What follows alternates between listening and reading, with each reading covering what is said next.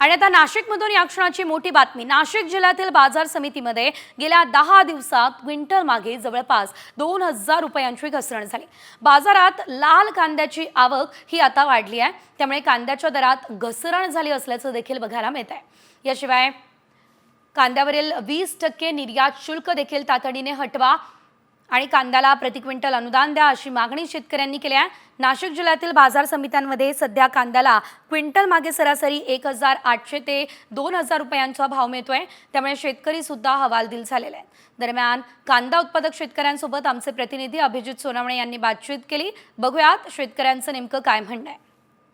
8 ते 10 दिवसांमध्ये नाशिक जिल्ह्यातल्या बाजार समित्यांमध्ये कांद्याच्या दरात जवळपास 2000 रुपयांनी घसरण झाली आणि परिणामी कांदा उत्पादक शेतकरी पुन्हा एकदा अडचणीमध्ये सापडलेले आहेत। नेमकं कांदा उत्पादक शेतकऱ्यांचं म्हणणं काय आहे ते आपण जाणून घेऊयात। आपल्यासोबत कांदा उत्पादक शेतकरी आहेत। दादा, सध्या काय भाव मिळतोय कांद्याला? 1200-1300 रुपये भाव मिळतो। परवडतोय? नाही, अजिबात परवडत नाही।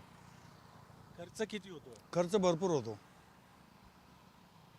आता काय मागणी आहे? तर मागणी 3000 पर्यंत कांदा गेला पाहिजे कमीत कमी, असं तर परवडतो। 4, 3, 4 असं। कांद्याच्या लागणीचा खर्च आता चालू आहे 15,000 रुपये एकर। म्हणजे रोपं आपण रोपटून द्यायचे, वावरं आपण बांधून द्यायचे, खताच्या किमती इतका भरमसाठ वाढलेलं आहे। एका बॅगची किंमत मागे 1400 रुपये होती, आज 1600-1700 रुपये बॅगची किंमत झालेली। आणि शेतकऱ्याला ते खते मजुराची किंमत 500-600 रुपये रोज एका माणसाला बारे देवाचे द्यावा लागत आहे। आणि उत्पन्न खर्च आहे ना, हा वाढत चाललेला आहे। नाशिकच नाही तर संपूर्ण महाराष्ट्रामध्ये आता खरीप आणि लेट खरीपचा कांदा मोठ्या प्रमाणात काढणी झालेला आहे।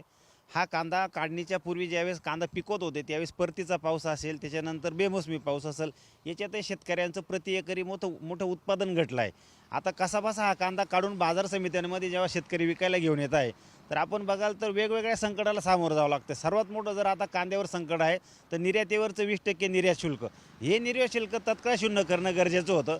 जर कांद्याला अधिकचा दर मिळत असला 5000-6000 क्विंटल, त्यावेळेस सरकारने त्याच्यावरती शुल्क ठेवणं किंवा एखादी अटी शर्ती ठेवणं आम्ही समजू शकतो शेतकरी म्हणून। परंतु आता 1200-1400 रुपये प्रति क्विंटल दर मिळतोय, अशा वेळेस जर केंद्र सरकारला कांद्यावरती निर्यात शुल्क ठेवायचं असेल तर सरकारला शेतकरी अक्षरशः संपवायचे आहे का, हे आधी सरकारने सांगावं। कांद्याच्या या प्रश्नावर तोडगा काढण्यासाठी सरकारकडून काही पावलं उचलली जात आहेत का, हे पाहणं महत्त्वाचं असेल। कॅमेरामन प्रवीण काळबांडेसह अभिजित सोनवणे, साम टीव्ही, नाशिक।